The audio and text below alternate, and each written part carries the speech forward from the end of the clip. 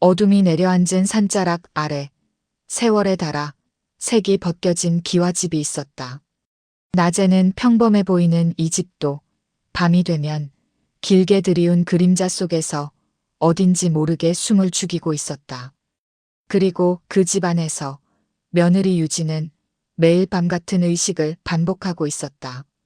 작은 종지에 물을 따르고 서랍 깊숙한 곳에 숨겨둔 약병을 꺼내 조심스럽게 알약 하나를 떨어뜨리는 일. 그것은 잠을 위한 것이 아니라 두려움 없는 단 몇 시간을 마련하기 위한 시도였다. 유진은 손을 떨며 약을 삼키고 난 뒤 천천히 등을 기대 앉았다. 눈을 감기까지는 오래 걸렸고 잠들기까지는 더 오래 걸렸다. 그 과정에서 그녀가 가장 많이 되뇌는 말은 늘 같았다. 오늘도 무사하면 좋겠다. 하지만 이런 두려움은 유진만 겪는 것이 아니었다. 몇 발짝 떨어진 방에서는 시어머니 선희도 비슷한 자세로 벽을 마주한 채 앉아 있었다. 늙은 손은 잔잔히 떨렸고 오래된 베개는 자리를 바꿀 때마다 서걱거리는 소리를 냈다. 그 베갯잎 속에도 작은 약병이 들어 있었다. 며느리와 시어머니, 피 한 방울 섞이지 않은 두 여자가 같은 공포로 묶여 있었다.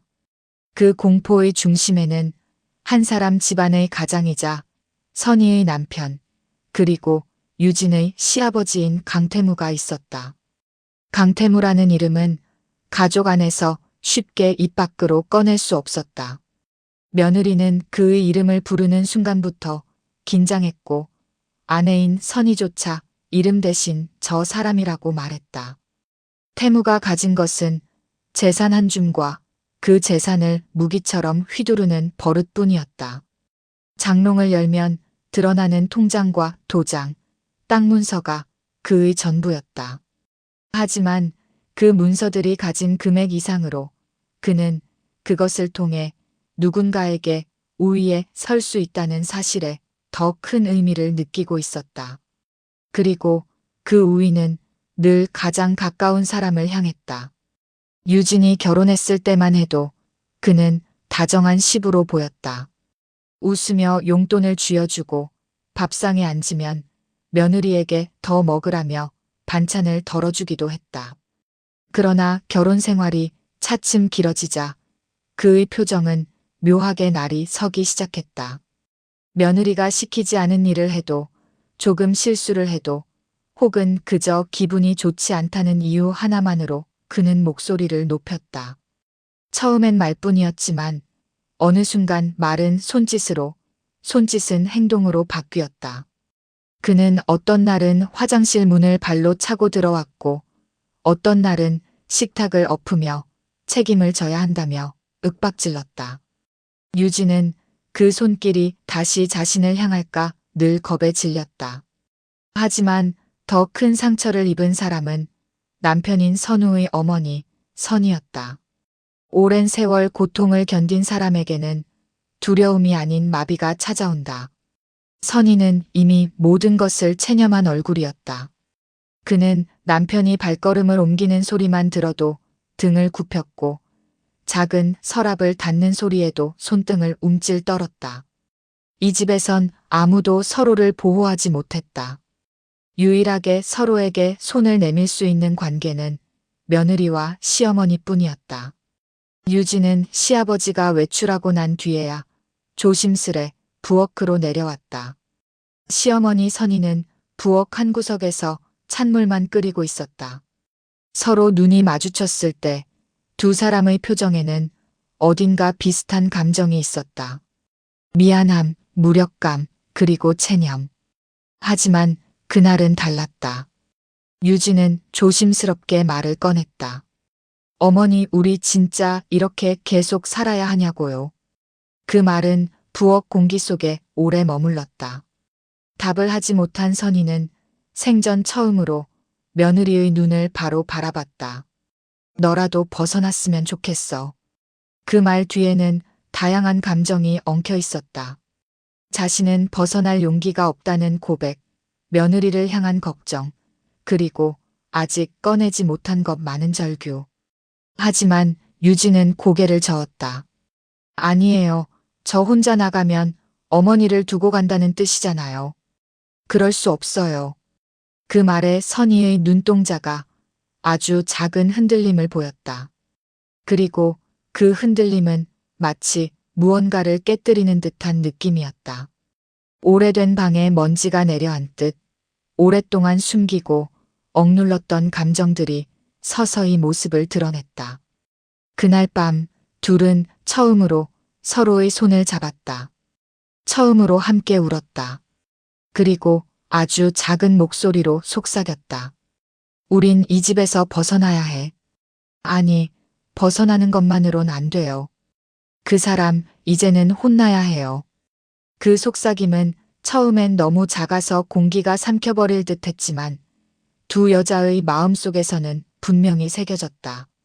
몇 년 동안 억눌린 두려움 끝에서 나온 첫 번째 결심이었다. 유진은 다음 날부터 작은 수첩을 쓰기 시작했다. 이 집에 들어온 이후 처음으로 자신을 위해 남기는 기록이었다. 그 수첩에는 날짜와 시간, 태무의 행동, 말투, 분위기 등이 적혀 있었다. 오늘은 오전 10시, 이유 없이 문을 세게 닫으며 나를 불렀다.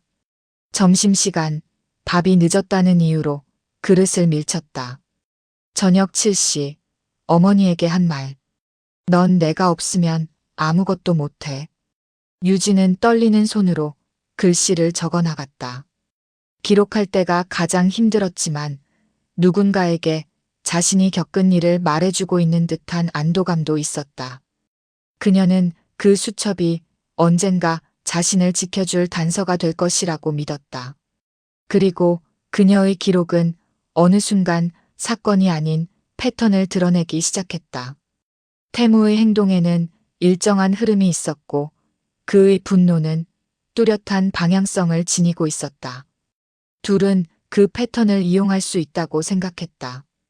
누군가를 막기 위해선 그 사람의 행동을 아는 것이 가장 중요했다. 하지만 유진만 기록한 것이 아니었다. 어느 날 밤 선희는 조용히 낡은 옷장 깊숙한 곳에서 오래된 상자 하나를 꺼냈다. 그것은 선희가 결혼하고 얼마 지나지 않아 숨겨둔 상자였다. 상자 안에는 분홍색 인감증명서, 계좌 명세서, 태무가 모르게 만든 작은 통장이 들어 있었다. 선희는 말했다. 나도 도망치고 싶었던 적이 많았어. 근데 그때마다 겁이 났고 또 내 남편 생각에 발목이 잡혔지. 내가 나가면 선우가 당신 아버지한테 남겨질까봐. 선희는 결국 평생 도망치지 못했다. 하지만 이제는 달랐다. 그녀는 며느리를 위해 그리고 자신을 위해 다시 상자를 열었다. 그 상자 안에는 숨겨진 재산뿐 아니라 태무가 모르게 진행한 작은 법적 상담의 흔적도 있었다. 오래되긴 했지만 분명히 쓸모가 있었다. 우린 혼자면 아무것도 할 수 없다고 생각했어. 하지만 둘이라면 해낼 수 있어요. 그 말은 오래된 창문을 통해 들어온 바람처럼 방 안을 흔들었다. 두 사람은 누구보다 조심스럽게 그리고 조용히 계획을 세우기 시작했다. 그 계획은 폭력으로 되갚아주는 것이 아니었다. 그들은 더 이상 누군가를 해치는 방식으로 벗어나지 않겠다고 다짐했다. 하지만 그들이 선택한 방법은 태무가 가장 두려워하는 것이었다. 자신의 힘이 더 이상 통하지 않는 순간을 만들어내는 것. 계획은 이렇게 나누어졌다. 1. 유진의 기록을 체계화하여 증거로 남긴다. 2. 선희가 숨겨둔 모든 재산을 안전한 곳으로 옮긴다. 3. 태무의 행동 패턴을 분석해 그가 가장 취약한 순간을 찾아낸다. 4. 그 순간을 이용해 태무의 힘을 무너뜨린다. 두 사람은 매일 밤 태무가 잠든 뒤에 조용히 모여 속삭이며 계획을 정리했다. 그들은 정말 오랜만에 내일을 설계하고 있었다. 그날 밤 유진은 약을 한 알 삼킨 뒤 창문을 열어 바람을 느꼈다. 선희는 마루 끝에 앉아 어두운 방 안을 바라보고 있었다. 두 사람 모두 오늘만큼은 잠들지 못했다. 그러나 이상하게도 두려움은 없었다. 대신 묘한 기대와 긴장, 그리고 오랜 억눌림 끝에 처음으로 느껴보는 용기가 있었다. 바람이 흔들고 지나간 나뭇가지들은 마치 누군가의 속삭임처럼 들렸다. 그 속삭임은 분명히 이렇게 말하고 있었다. 곧 끝날 거야. 그리고 두 여자는 알고 있었다. 내일부터는 더 이상 어제와 같은 삶을 살지 않을 것이라는 사실을. 강태무가 집으로 돌아오는 소리는 항상 멀리서부터 들렸다. 바퀴가 자갈을 밟는 거친 마찰음, 대문이 흔들리는 소리, 그리고 신발을 벗으며 내는 두세 번의 무거운 차력 같은 걸음. 그 소리는 집안 어디에 있어도 또렷하게 들렸고 며느리와 시어머니의 심장 박동을 한순간에 높여 놓았다. 하지만 오늘은 달랐다. 유진은 기록을 마친 수첩을 베개 밑에 숨겼고 선희는 남편이 보지 못하도록 은밀히 옮겨둔 계좌 서류들이 든 상자를 손에 꽉 쥐고 있었다. 둘은 서로 눈을 마주치지 않았지만 마음속에는 같은 말이 울리고 있었다. 이제 시작이야. 왜 이렇게 집안이 어수선해? 태무는 대문을 열자마자 고함을 질렀다. 실제로 집은 어수선하지 않았다. 하지만 그는 하루라도 조용히 넘어가는 법이 없었다. 작은 먼지 하나에도 제자리에 놓여있는 물건에도 트집을 잡기 일쑤였다. 유진은 조용히 다가가 상을 다시 정리하는 척했다. 아버님, 뭐가 어수선하신지 제가 바로 정리하겠습니다. 그 말투와 몸짓은 평소와 다르지 않았다. 그러나 그 속에는 계산된 움직임이 숨어 있었다. 그가 어떤 말투를 쓸지, 무엇에 화낼지, 행동 패턴이 어떻게 이어질지 모두 기록된 그대로였다. 태무는 유진을 잠시 노려보더니 별다른 말 없이 방으로 들어갔다.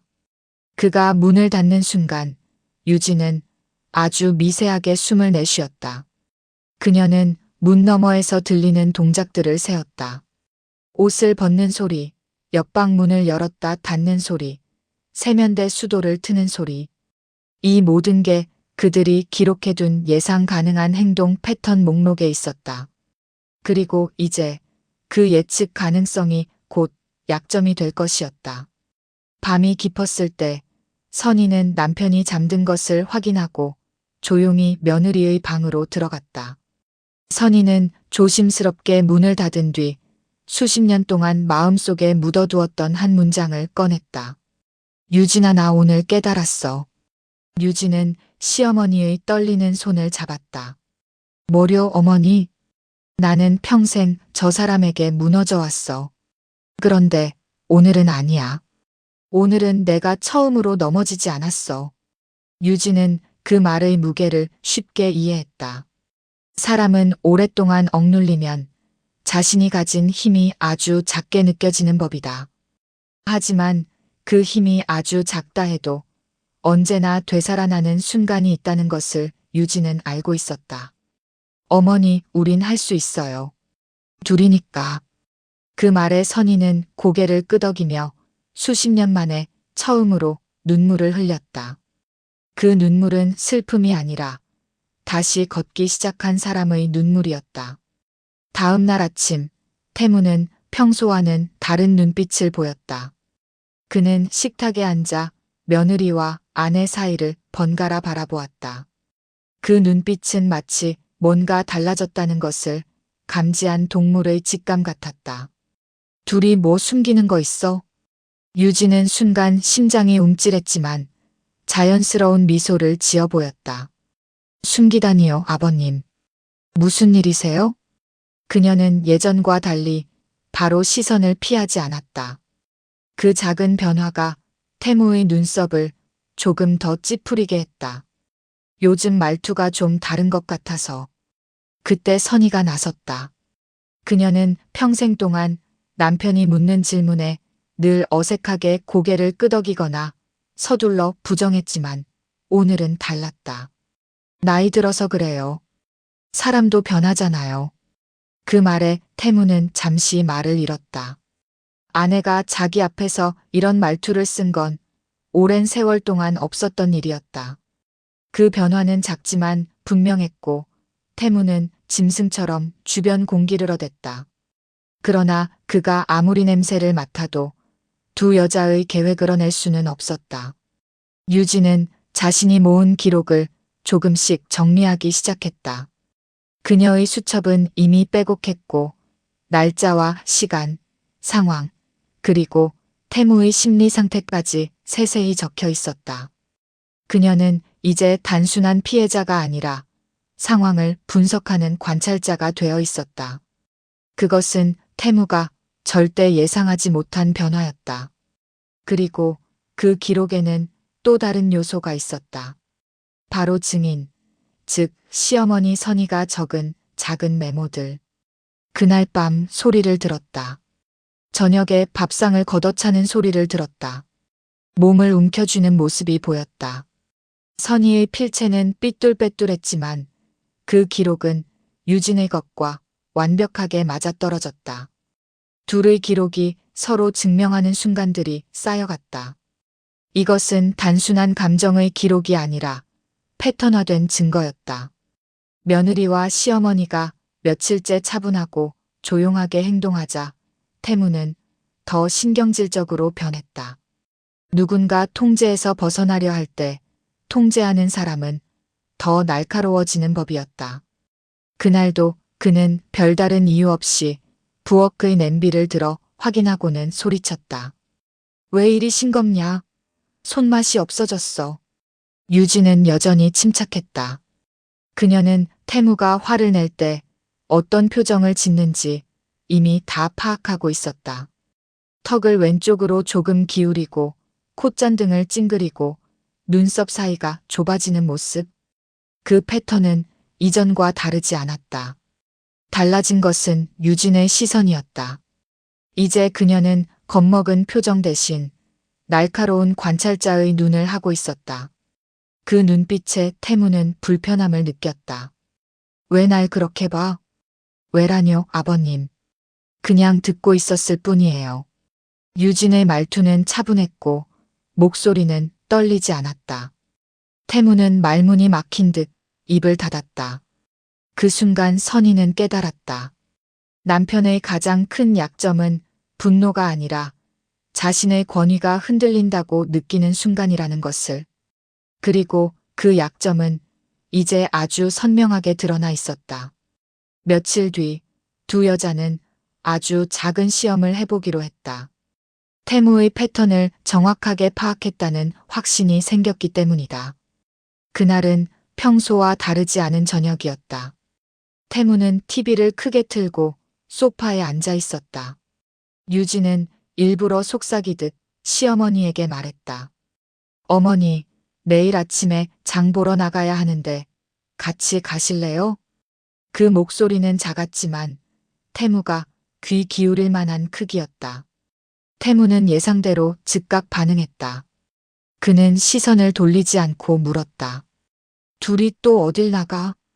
유진은 준비한 답을 꺼냈다. 그냥 마트요. 식재료 떨어졌잖아요.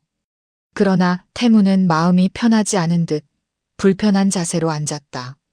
그는 자신의 통제권 밖에서 어떤 일이 일어나는 것을 참지 못했다. 새벽에 가. 낮엔 내가 집에 있으니까. 예상대로였다. 그는 늘 자신이 볼 수 없는 상황을 불안해했다. 그 불안은 이제 그들의 계획의 열쇠가 될 것이었다. 그날 밤 두 사람은 작은 시험이 성공했음을 깨달았다. 며느리와 시어머니는 태무의 약점을 중심으로 계획을 더욱 정교하게 다듬었다. 1. 태무가 예민해지는 시간대. 2. 가장 쉽게 통제가 흔들리는 상황. 3. 누가 없을 때 가장 불안해하는지. 4. 어떤 말을 들으면 즉각적으로 반응하는지. 그들은 이 모든 것을 분석하고 기록했다. 그리고 마침내 그 패턴의 정점을 발견했다. 바로 태무가 재산을 정리하는 날이었다. 그날만큼은 그는 유난히 민감했고 작은 일에도 크게 흔들렸다. 그가 가진 모든 힘이 사실상 종이와 숫자에 불과하다는 사실을 누구보다 잘 알고 있었기 때문이었다. 유진과 선희는 서로를 바라보며 고개를 끄덕였다.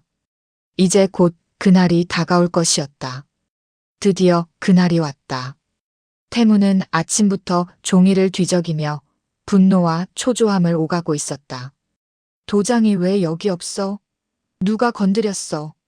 물론 아무도 건드리지 않았다. 하지만 그는 늘 누군가가 자신의 재산에 손댈까봐 불안했다. 그 불안은 그가 가진 모든 권위의 근원이기도 했다. 유진은 태연하게 말했다. 거기 서랍 두 번째 칸에 있던데요. 태무는 그 말에 잠시 멈칫했다. 유진이 자신의 도장 위치를 알고 있다는 사실 자체가 그를 불편하게 만들었다. 왜 내가 그걸 알아? 청소하면서 그냥 보였어요. 태무의 얼굴이 굳어졌다. 그 불안이 깊어질수록 그는 더 예민해지고 더 흔들리고 더 실수했다. 그리고 그 실수의 순간이 바로 두 여자가 기다리던 순간이었다. 그날 밤 태무는 혼자 술에 취해 소파에 앉아 있었다. 그가 부른 것도 아닌데 두 여자는 조용히 거리를 유지하며 그를 지켜봤다. 그러다 갑자기 태무는 비틀비틀 일어나며 말했다. 너희 내가 없으면 어떻게 살 것 같아? 그 말이 끝나고 집안의 공기는 완전히 바뀌었다. 그는 자신의 힘이 흔들리는 것이 느껴지자 말로라도 그 우위를 지키려 하고 있었다. 하지만 이제 그 말은 두 여자의 마음속에서 아무 의미도 없었다. 그들은 이미 저 말을 더 이상 두려워하지 않는 사람들이 되어 있었다. 선희가 처음으로 큰 목소리로 말했다. 당신 없어도 살 수 있어. 태무의 눈이 크게 흔들렸다. 그 한 문장을 상상도 못했던 듯 그는 말을 잃었다. 유진도 선희 옆으로 다가와 차분히 말했다. 우린 이제 당신이 아니라 우릴 위해 살 거예요.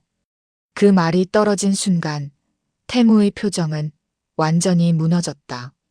그는 평생 처음으로 통제권을 잃어가는 공포를 느끼고 있었다. 그 공포는 이제 그가 평생 두 여인에게 씌워왔던 공포의 그림자가 되돌아가는 순간이었다. 강태무가 무너지는 순간은 생각보다 조용하게 찾아왔다. 집안의 공기가 어느 날 갑자기 변하는 것이 아니라 아주 서서히 그리고 아무도 모르게 방향을 바꾸듯 변화했다. 유진과 선희는 그 변화를 누구보다 먼저 감지했다. 태무가 내뿜던 거친 기세가 어느 순간부터는 작은 틈이 생기기 시작한 것이다. 그 틈은 마치 갈라진 벽처럼 점점 넓어지고 있었고 그 틈 안으로 두 여성의 용기가 아주 조금씩 스며들고 있었다. 하지만 아직 끝난 것은 아니었다. 그 틈을 완전히 열어젖히기 위해서는 이제 되돌릴 수 없는 선을 넘어야 했다. 그날 아침 태무는 평소보다 늦게 일어났다. 거울을 보고 얼굴을 씻는 동안에도 표정은 일그러져 있었고 어딘가 불안한 기색이 역력했다. 그는 자신의 흔들림을 누구보다 먼저 느끼고 있었다. 아내와 며느리의 변화 때문인지 아니면 자신이 통제하지 못하는 감정 때문인지 알 수 없었다. 거실로 나왔을 때 유진은 작은 도마 위에서 미역을 썰고 있었다. 선희는 물을 끓이고 있었다. 평소라면 이 조용한 집이 좋았겠지만 오늘만큼은 이 정막이 그를 더 흔들었다. 뭐 하는 거야? 유진은 평온한 목소리로 답했다. 아버님 미역국 끓이려고요. 어제 술 드셔서 속 안 좋으실까 봐요. 그 말에 태무는 조금 흔들렸다. 예전 같았으면 누가 시켜서 그러느냐며 또 트집을 잡았겠지만 오늘은 그 말조차 나오지 않았다. 그는 두 여자를 바라보다가 낮게 말했다. 너희 요즘 왜 그래? 유진은 칼질을 멈추지 않은 채 대답했다. 어떻게요? 뭔가 이상해. 그 말은 마치 스스로조차 믿기지 않는 듯 떨리고 있었다. 그 떨림은 두 여성이 지난 몇 주 동안 공들여 만든 작은 틈의 증거였다. 그날 밤 유진과 선희는 다시 조용히 방 안에서 마주 앉았다. 등 뒤로는 오래된 탁자가 기울어져 있었고 창밖에서는 바람이 잔가지들을 흔들었다. 유진은 오늘 오전 태무의 반응을 그대로 전달했다. 그녀의 목소리는 낮았지만 내용은 분명했다. 아버님이 흔들리는 게 보여요. 예전처럼 화를 내지 않아요. 혼란스러워하고 있어요. 선희는 천천히 고개를 끄덕였다. 맞아. 나도 느꼈어. 아까 저녁에 반찬이 조금 짜다고 했을 때도 그냥 말만 했어. 더 이상 소리치지도 않았어. 유진은 입술을 깨물었다. 그게 우리가 넘어서야 하는 선이에요, 어머니. 이 사람의 권위가 조금씩 무너지고 있어요. 근데 이대로 두면 언젠가 다시 회복될 수도 있어요. 그래서 지금이 기회란 말이지? 유진의 눈이 흔들림 없이 빛났다. 네. 지금이에요. 두 여자는 몇 초 동안 말없이 서로를 바라보았다. 둘 다 느끼고 있었다. 이제 되돌아갈 수 없다는 것. 하지만 이상하게도 두려움은 없었다. 대신 아주 오래전 잃어버린 존엄에 다시 손을 댄 기분이었다. 유진은 수첩을 펴고 말했다. 아버님이 가장 취약한 날이 언제인지 분석했어요. 바로 재산 정리하는 날, 그리고 그 다음 날이에요. 선희가 조용히 물었다. 왜 그 다음 날이지? 전날 스트레스 때문에 술을 많이 마시고 다음 날은 판단력이 흐려져요. 그리고 가장 중요한 건 그날은 본인이 무언가를 잃을까봐 더 예민하고 불안해져요. 선희의 눈이 서서히 커졌다. 그래서 그날을 노리겠다는 거구나. 유진은 고개를 끄덕였다. 그날 어머니는 평소와 달리 제 옆에 계셔주세요. 둘이 함께 움직이는 모습을 보여주는 게 중요해요. 아버님이 가장 싫어하는 건 둘이 뭔가 상의하는 모습이니까요. 그 말에 선희는 무겁게 숨을 들이켰다. 그걸 보면 분명 또 예전처럼. 유진은 어깨를 잡아주며 말했다. 어머니, 걱정 마세요. 우리가 처음부터 원한 건 복수나 폭력이 아니에요. 우린 이 사람의 힘을 빼앗을 거예요. 우리를 억압했던 그 힘을요. 그러면 이 사람은 더 이상 우릴 건드릴 수 없어요. 그 말은 단순한 설명이 아니었다. 이는 며느리이자 피해자였던 유진이 처음으로 주도권을 갖고 말하는 선언이었다. 그리고 그 선언은 오래도록 선희의 가슴에 울려 퍼졌다. 결정적인 날이 다가오자 집안의 공기는 극도로 조용해졌다. 태무는 통장과 도장을 정리하면서 신경질적으로 손가락을 떨고 있었다. 종이를 넘기는 소리가 집안 전체에 울릴 정도로 강하게 들렸다. 유진은 일부러 그 주변에서 천천히 움직였다. 따뜻한 차를 내오고 서류 파일을 정리해주는 등 도와주는 척하며 가까이 다가갔다. 태무는 그게 마음에 들지 않는 듯 눈을 가늘게 떴다. 너 왜 이렇게 붙어 있어? 유진은 아무렇지 않게 말했다. 도와드리려고요. 중요한 날이시잖아요. 그 말 한 문장이 태무의 심장을 찌르듯 건드렸다. 중요한 날이라는 말은 그가 가장 민감하게 반응하는 문장 중 하나였다. 그는 도장을 쥐고 있던 손을 조금 더 세게 움켜쥐었다. 내일이야. 내가 뭘 안다고. 유진은 속으로 미세한 변화가 시작됐음을 느꼈다. 그는 이미 휘청이고 있었다. 저녁 무렵 태무는 갑자기 유진을 부르더니 말했다. 너 요즘 왜 이렇게 말이 많아졌냐? 유진은 조용히 답했다. 말이 많아진 게 아니라 이제 그냥 제 생각을 말하고 있을 뿐이에요. 그 말은 태무의 눈동자를 급격히 흔들리게 했다.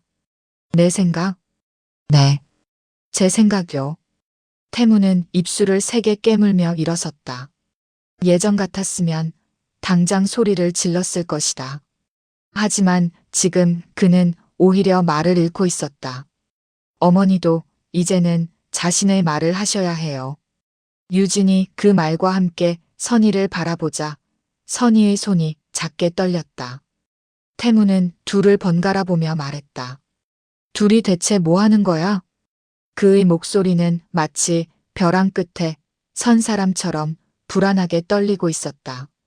밤이 찾아오고 태무가 잠시 방에 들어간 사이 유진과 선희는 숨을 죽인 채 서로를 바라보았다. 어머니 오늘이 그날이에요. 정말 준비됐어? 네. 이제 이 틈을 한 번에 벌릴 거예요. 두 사람은 장시간 준비한 계획을 마지막으로 점검했다. 모든 단계가 정교했고 어떤 부분도 감정에 휘둘리지 않도록 계산되어 있었다. 그리고 그 순간 문 너머에서 갑자기 문고리가 덜그럭거리며 돌아가는 소리가 들렸다.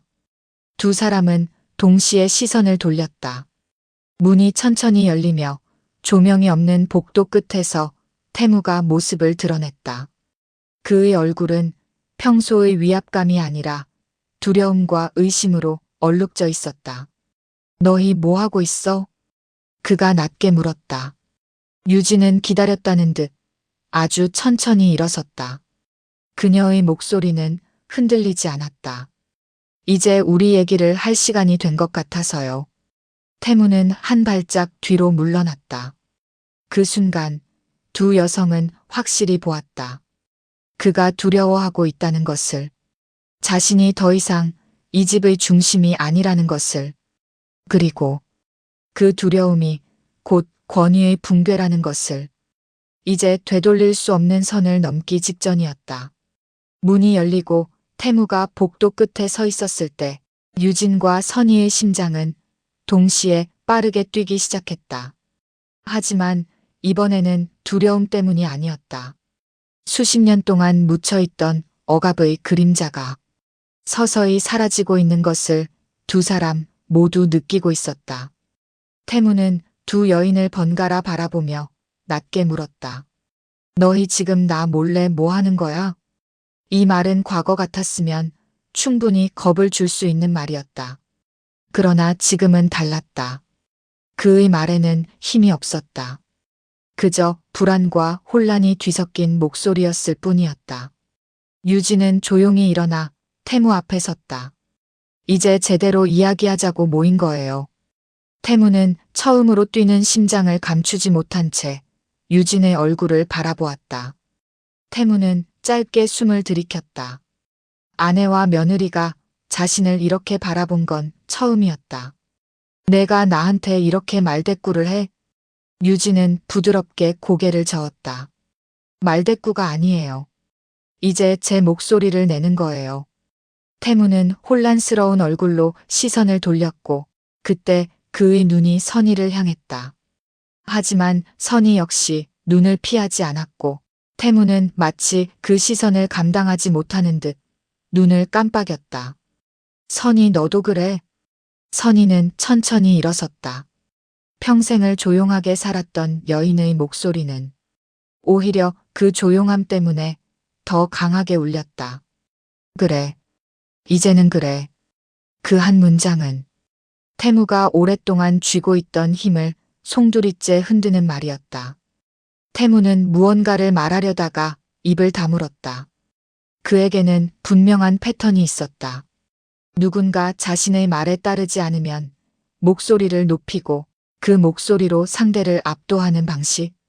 그러나 지금은 그 패턴이 통하지 않았다. 유진도 선희도 그의 목소리에 움츠러들지 않았다. 그는 목소리를 높이려 했지만 이상하게도 소리가 제대로 나오지 않았다. 내가 지금 뭐라고 했는지 알아? 유진은 곧바로 답했다. 네. 그리고 듣고 있어요. 하지만 이제는 듣기만 하는 사람이 아니에요. 태무의 표정이 굳어졌다. 그는 처음으로 자신의 영향력이 사라지고 있음을 느끼고 있었다. 선희는 남편 앞에서 천천히 손을 모았다. 말을 꺼내기 전 그녀는 깊게 숨을 들이켰다. 그 숨에는 수십 년 동안 미뤄둔 말들이 실려 있었다. 당신의 방식이 이제는 우리에게 아무런 힘도 못 줘. 태무의 얼굴이 일그러졌다. 내 방식? 그래. 당신이 화내고 고함치고 불안할 때마다 우릴 쥐어 흔들던 그 방식. 선희의 목소리는 떨렸지만 그 떨림은 공포가 아니었다. 오래된 상처가 드디어 꺼내지는 떨림이었다. 그게 끝났어. 태무가 뒤로 물러섰다. 그는 두 여자의 대화를 듣는 동안 자신이 더 이상 중심이 아니라는 것을 느끼고 있었다. 너희가 감히.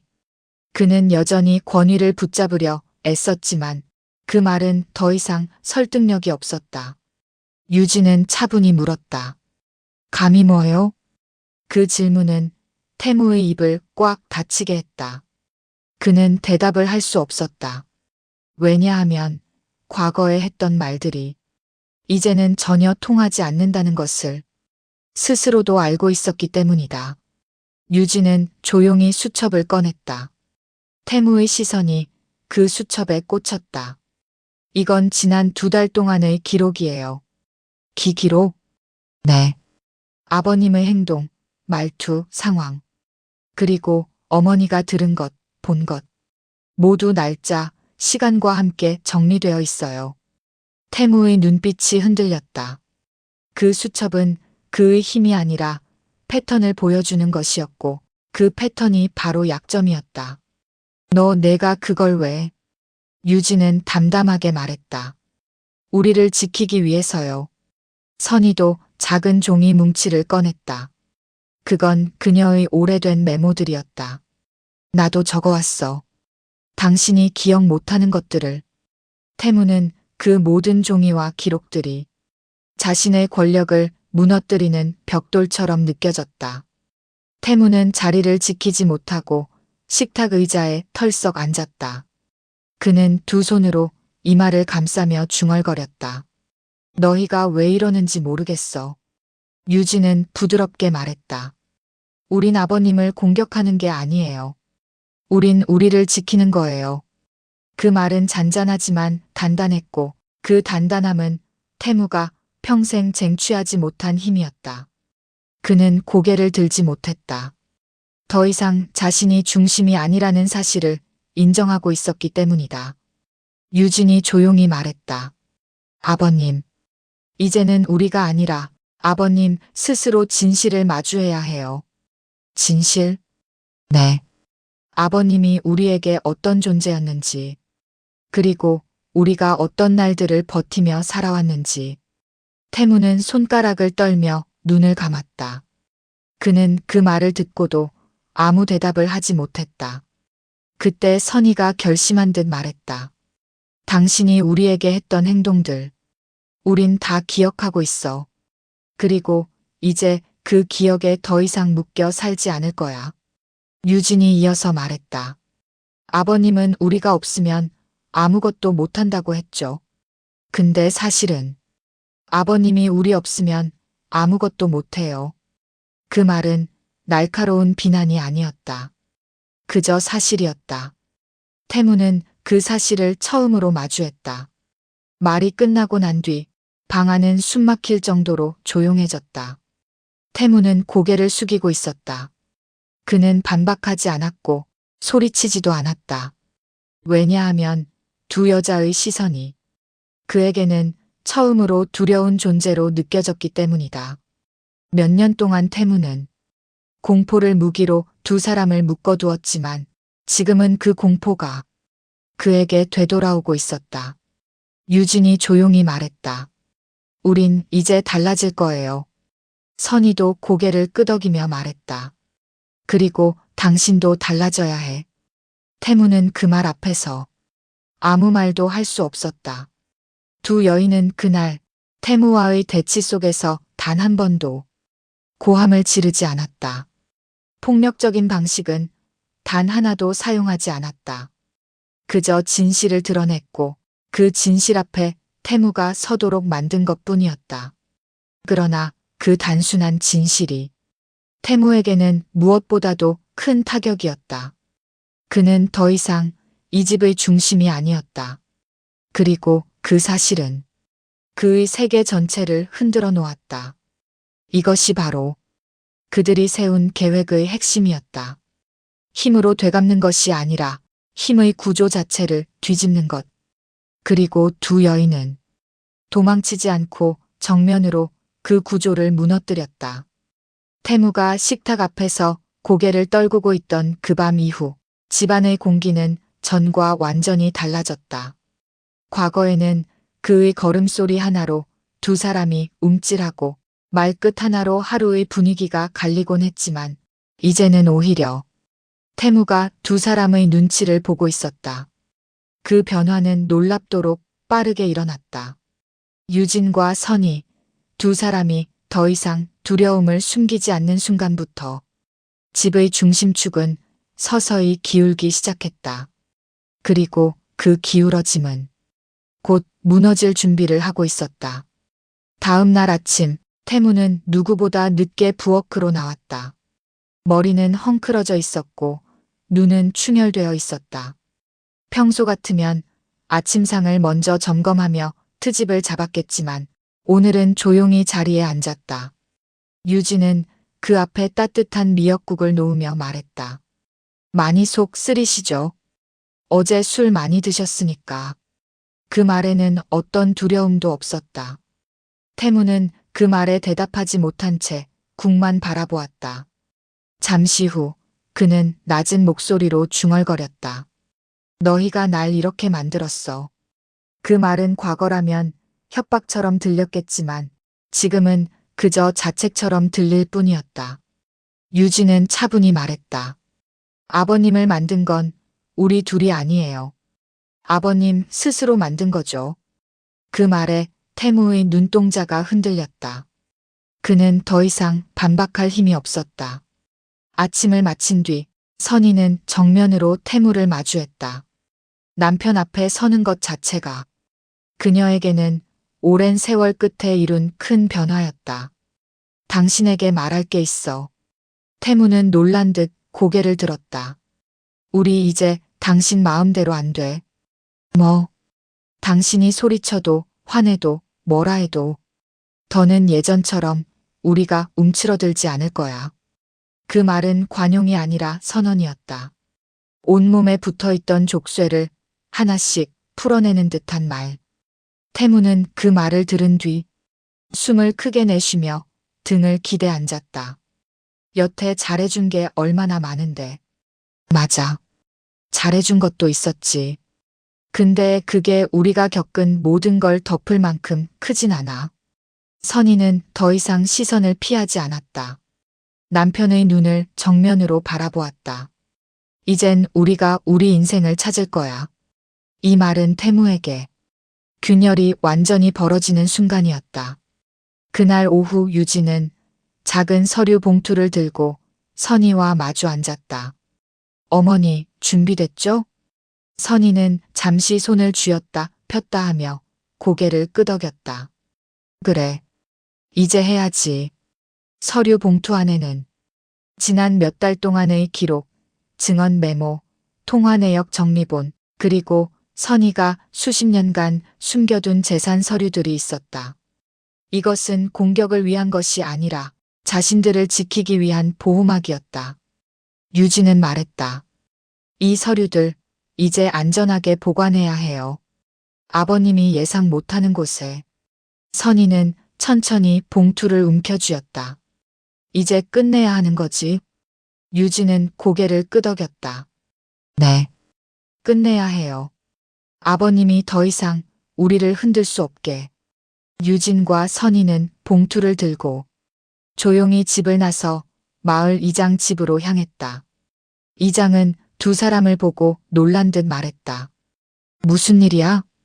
선희는 떨리는 목소리로 말했다. 우리 보호 요청을 하려고요. 이장의 표정이 순간 굳었다. 그는 평소 집안 사정을 대충 알고 있었다. 드디어 결심했구먼. 유진은 봉투를 내밀었다. 이건 지난 기록들이에요. 어디까지 갈지는 아직 모르겠지만 최소한 우리가 안전해지도록 하고 싶어요. 이장은 고개를 끄덕이며 서류를 받았다. 잘 생각했어. 이젠 둘이 당하고만 살 이유가 없지. 그 말에 선희는 조용히 눈을 닦았다. 아무도 큰 소리를 내지 않았지만 그 순간이 바로 두 여인이 오랫동안 갇혀있던 문을 여는 첫걸음이었다. 집에 돌아왔을 때 태무는 마루에 앉아 있었다. 그는 두 사람이 집을 나간 것을 알고 있었지만 따라오거나 묻지 않았다. 그 모습은 전과는 완전히 달랐다. 예전 같으면 어디 갔다 왔어? 라고 소리쳤겠지만 지금 그는 그럴 자격이 없다는 것을 알고 있었다. 선희는 신발을 벗고 조용히 말했다. 당신, 이제는 우리한테 함부로 못해. 태무는 머뭇거리며 그녀를 바라보았다. 너희, 정말 예전으로 못 돌아가는 거야? 유진이 말했다. 네. 못 돌아가요. 우린 이미 결심했어요. 태무는 손가락을 떨며 고개를 내렸다. 알겠어. 그 말은 패배 선언처럼 들렸지만 그보다 더 중요한 의미였다. 그의 힘이 드디어 사라졌다는 증거. 며칠 동안 태무는 서류를 정리하던 방에 들어가지 않았다. 도장도 꺼내지 않았고 통장도 건드리지 않았다. 술도 마시지 않았다.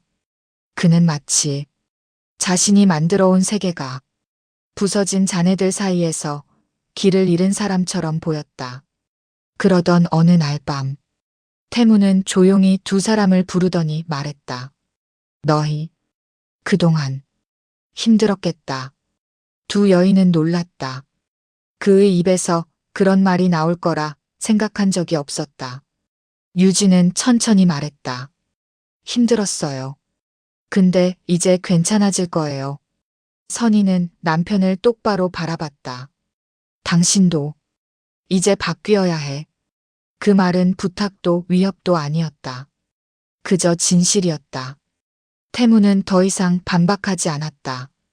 그렇게 그의 오랜 권위는 조용히 무너졌다.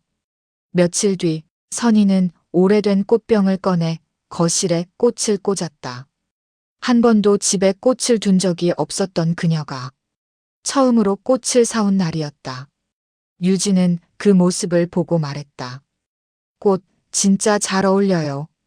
선희는 작은 미소를 지으며 말했다. 이제 이 집도 좀 달라져야지. 두 사람은 처음으로 편안한 눈빛으로 서로를 바라보았다. 그날 이후 집안은 돌아올 수 없는 방향으로 변하기 시작했다. 태무는 조용히 자신의 방을 정리했고 두 사람의 일상에 간섭하지 않았다. 소리치지도 트집을 잡지도 않았다. 그 변화는 완벽한 회개라기보다 스스로 무너진 체제의 잔해를 정리하는 과정 같았다. 하지만 두 여인에게 중요한 건 그가 변했는가가 아니라 그가 더 이상 두려운 존재가 아니라는 사실이었다. 몇 주 후 선희는 검은색 작은 트렁크 하나를 들고 집을 나섰다. 유진이 물었다. 어머니, 정말 괜찮겠어요? 그래. 이제 나도 내 삶을 살고 싶어. 그 말에 유진의 눈가가 붉어졌다. 저도 어머니가 행복했으면 좋겠어요. 선희는 며느리의 손을 꼭 잡았다. 너 덕분에 용기를 냈어. 그녀는 바람이 부는 길 위로 천천히 걸어 나갔다. 그 발걸음에는 두려움이 없었다. 유진은 선희의 뒷모습을 바라보다 문득 집 안으로 돌아섰다. 그 순간 환기창 사이로 새바람이 지나갔다. 그 바람은 마치 이 집을 오랫동안 덮고 있던 그림자를 완전히 밀어내는 듯했다. 그리고 유진은 조용히 속삭였다. 이제 시작이야. 그 말은 결의이자 해방이었고 앞으로 펼쳐질 새로운 삶에 대한 선언이었다. 오랫동안 두려움으로 막혀 있던 문은 드디어 완전히 열려 있었다. 선희와 유진은 행복한 자유를 이제 시작하려 한다. 오늘 영상 어떠셨나요? 다음엔 더 재밌고 감동적인 영상으로 다시 만나요. 좋아요와 구독은 영상 만드는데 큰 힘이 됩니다.